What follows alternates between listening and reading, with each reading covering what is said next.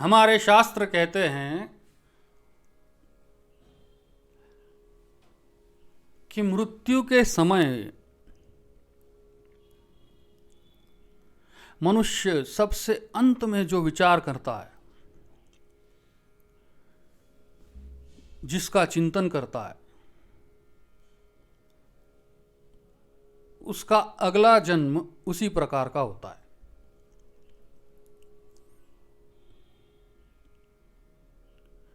इस विषय में भगवान श्री कृष्ण गीता में कहते हैं,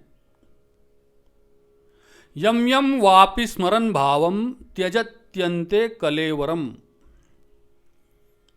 तंतमेवैति कौन्तेय सदा तद्भाव भावितः।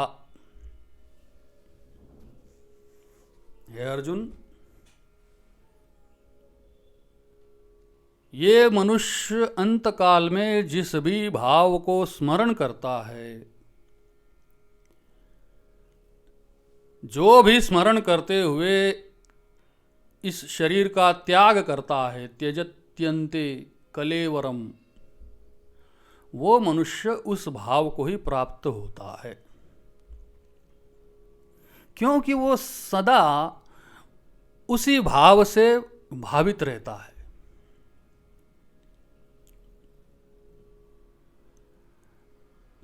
इसी बात के संदर्भ में श्रीमद् भागवत में राजर्षि भरत जी का चरित्र आया है, जिन्होंने पृथ्वी का एक छत्र राज्य त्याग करके वैराग्य धारण कर लिया।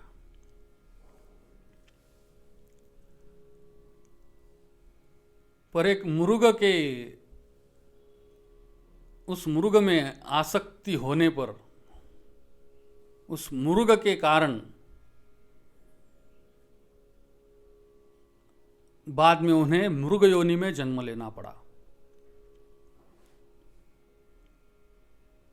श्रीमद् भागवत में उनकी मृत्यु के समय का वर्णन करते हुए कहा गया है कि उस समय भी वह हरिण शावक उनके पास बैठा पुत्र के समान शोकातुर हो रहा था।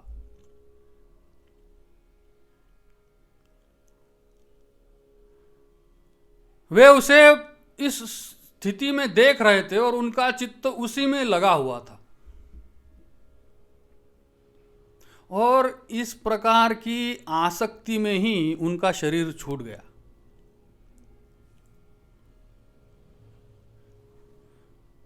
और उसके बाद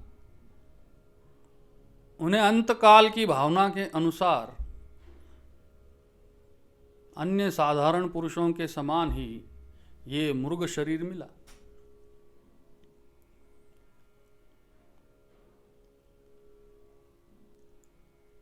किंतु कहते हैं कि उनकी साधना पूरी थी, इसके चलते उन्हें उनकी पूर्व जन्म की स्मृति बनी रही, उनकी वो नष्ट नहीं हुई।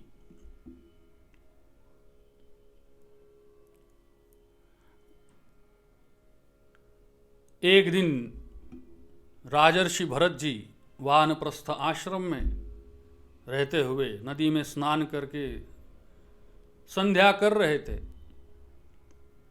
और उसी समय एक गर्भवती हरिणी वहां जल पीने आई। वो हरिणी पानी पी ही रही थी कि कहीं पास में ही एक सिंह की भयंकर गर्जना हुई, और भय के चलते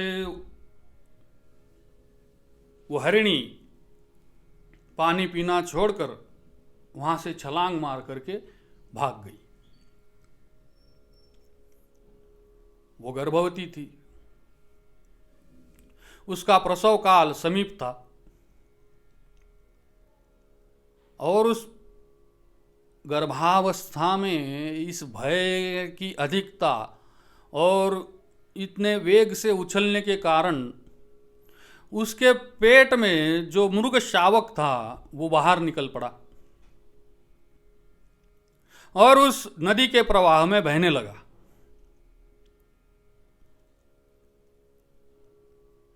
इस घटना को देखकर, इस आघात से वो हरिणी थोड़ी दूर जाकर के गतप्राण हो गई। और ये शावक भी मरने ही वाला था। और ये सब दृश्य देख करके, सामने ये घटना घटती देख करके भरत जी को दया आ गई।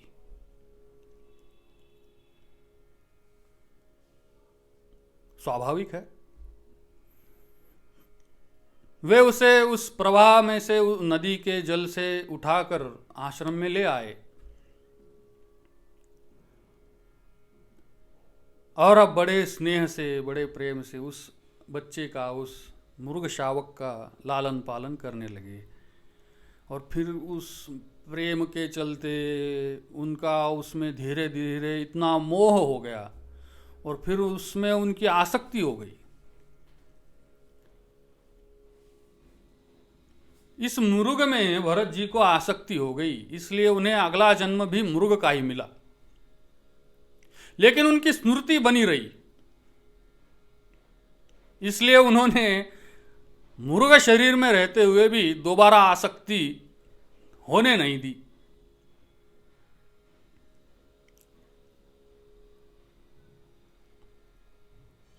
इस मृग का शरीर छूटने पर जब उनका अगला जन्म ब्राह्मण कुल में हुआ, इस जन्म में भी भगवान की कृपा से अपनी पूर्व जन्म की उन स्मृतियों का स्मरण कायम था। और इसके चलते वे इस आशंका से ही कहीं फिर कोई विघ्न उपस्थित न हो जाए, आत्मकल्याण के इस मार्ग में फिर से कोई बाधा उत्पन्न न हो जाए, इसलिए अपने स्वजनों के संग से भी बहुत डरते थे। हर समय जिनका स्मरण, श्रवण और कीर्तन सब प्रकार के कर्म बंधन को काट देता है, ऐसे भगवान के युगल चरणों को उनका स्मरण करते थे, उनको धारण किए रहते थे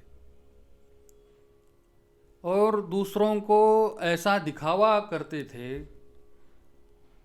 दूसरों की दृष्टि में अपने आप को कोई पागल या मूर्ख हो, किसी अंधे बहरे के समान दिखते थे। तो हमें इस प्रसंग से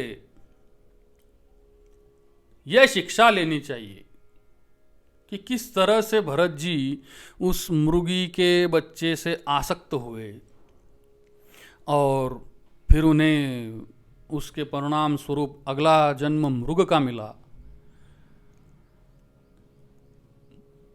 तो हमें ये ध्यान देना चाहिए कि इसी प्रकार यदि हम बुरे मार्ग में या गलत चिंतन में चलेंगे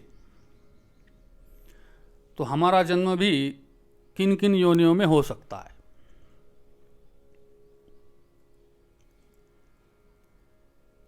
इसलिए हमें सदैव सन्मार्ग पर ही चलना चाहिए तथा भगवान का ही निरंतर चिंतन करते रहना चाहिए। लेकिन होता क्या है, मनुष्य केवल विषयों में लिप्त है।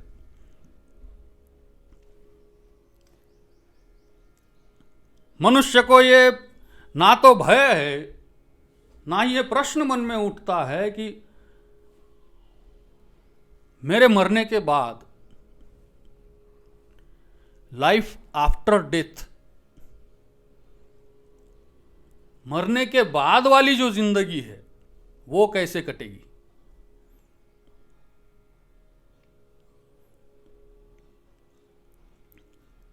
कुछ लोग तो बस यही कहते हैं, छोड़ो ना भैया, कल किसने देखा है, मरने के बाद क्या होता है किसने देखा है, जी लो। मजे से खाओ पियो मौज करो।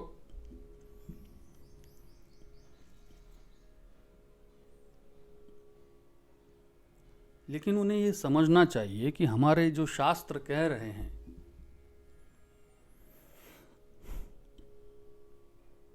ये अनुभव की बातें हैं,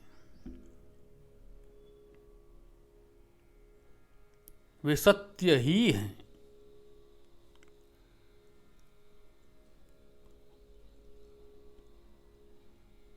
तो निरंतर भगवान का चिंतन बना रहे।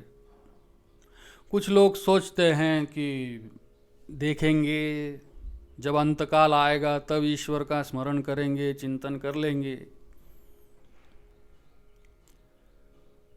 हमारा अंतकाल कैसे आएगा ये हमें पता नहीं है। बोलते तो ऐसे हैं जैसे खुद अंतर्यामी हो।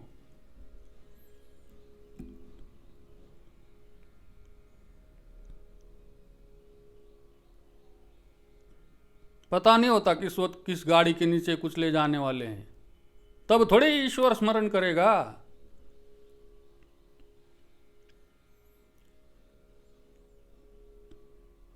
देखेंगे जब मरेंगे तब राम नाम ले लेंगे, पर ऐसा हो नहीं पाता।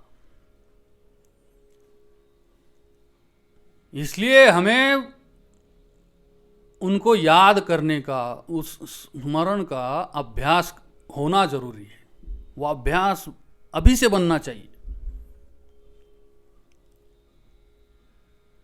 तुलसीदास जी कहते हैं, एक घड़ी आधी घड़ी, आधी में पुनि आध, तुलसी संगत साधु की हरे कोटि अपराध। एक घड़ी का मतलब होता है 24 मिनट। भगवान कहते हैं तुम मुझे यदि सच्चे दिल से याद करो तो मुझे एक घड़ी में ही पा सकते हो। संत ज्ञानेश्वर महाराज कहते हैं, देवाचिये द्वारी उभा क्षण भरी, तेने मुक्तिचारी साधी एल्या। क्षण भर में तुम्हारा उद्धार हो सकता है, लेकिन वो क्षण इस प्रकार का होना चाहिए, समूचे संसार को भूल कर केवल भगवान का ही स्मरण होना चाहिए। तो भगवान कहते हैं तुम यदि सच्चे दिल से याद करो तो केवल एक घड़ी में ही मुझे पा सकते हो।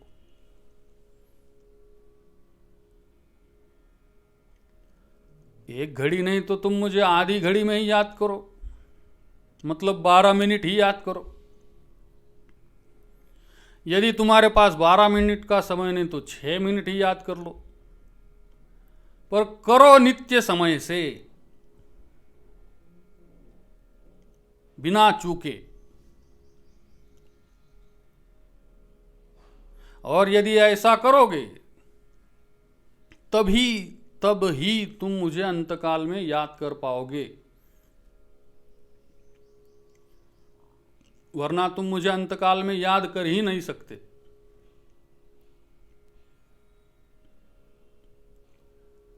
अंतकाल जब तुम्हारे पास आएगा तो तुम आसक्ति, मोह और कामना के चलते का उस भोग के और विषय के जंगल में भटक जाओगे।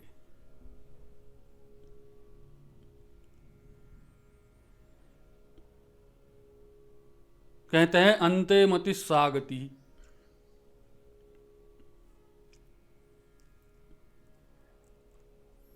मति में, बुद्धि में, मन में, अंतकाल में जो भाव हो वही गति होती है।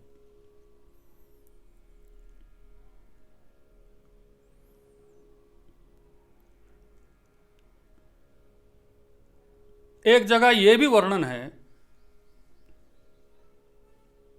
अंते नारायण स्मृति। अंत मतलब केवल जीवन का ही अंत नहीं, हर क्षण के अंत में नारायण का स्मरण होना चाहिए, नित्य रहना चाहिए।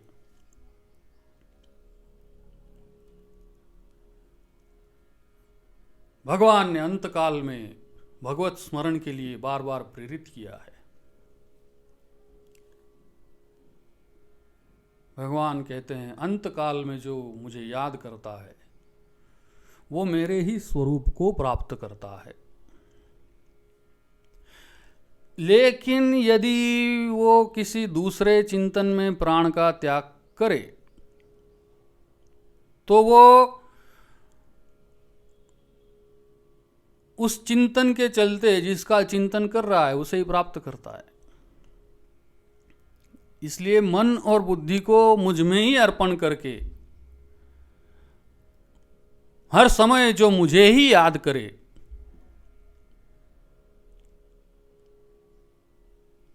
वो मुझे प्राप्त करता है।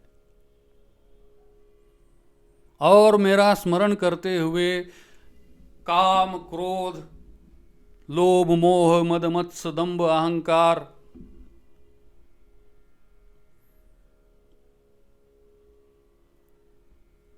इनसे, इन जैसे शत्रुओं से युद्ध भी कर सकता है। और यदि तुम ऐसा करने का अभ्यास कर लोगे तो निश्चय ही मुझे ही प्राप्त करोगे, इसमें जरा भी संदेह मत करना। कहते हैं कि भक्त प्रहलाद जी को भी भगवान नारायण में पहले आस्था नहीं थी। वे तो पहले अपने पिता के कहने पर अपने पिता को ही अपना भगवान मानते थे। किंतु एक दिन बस्ती के बाहर एक कुम्हारिन घड़ा पका रही थी। वो घड़ा पकाने के लिए उसने कच्चे घड़ों का आवा लगा दिया था, लेकिन भूल से एक घड़े में बिल्ली के बच्चे थे।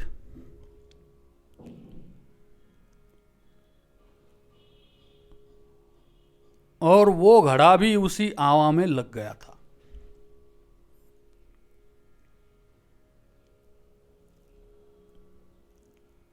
और उन बच्चों को बचाने के लिए वो ईश्वर से प्रार्थना करते हुए कह रही थी, हे दीन दयाल दीनानाथ, मेरी डोरी तेरे हाथ।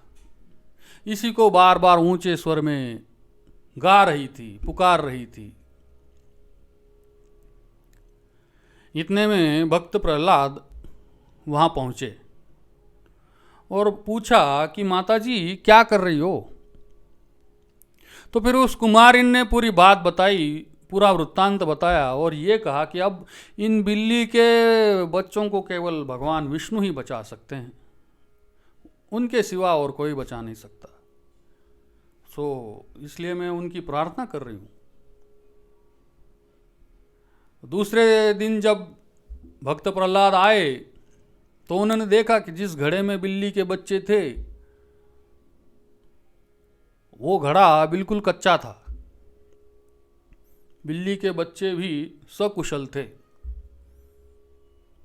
उन्हें कुछ नहीं हुआ।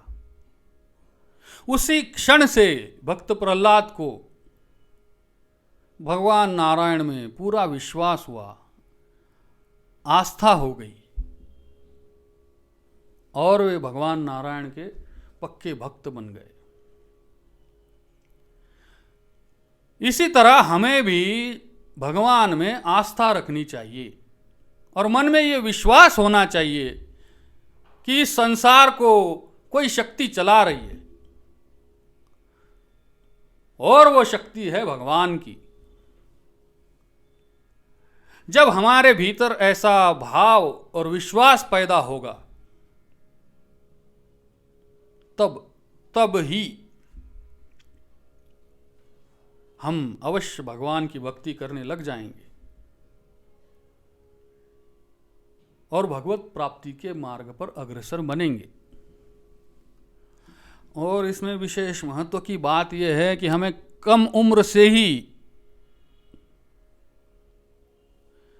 भगवत प्राप्ति के मार्ग पर आगे चल लेना चाहिए, जिससे हमारी भावना और ईश्वर की याद अंतकाल में भी बनी रहे।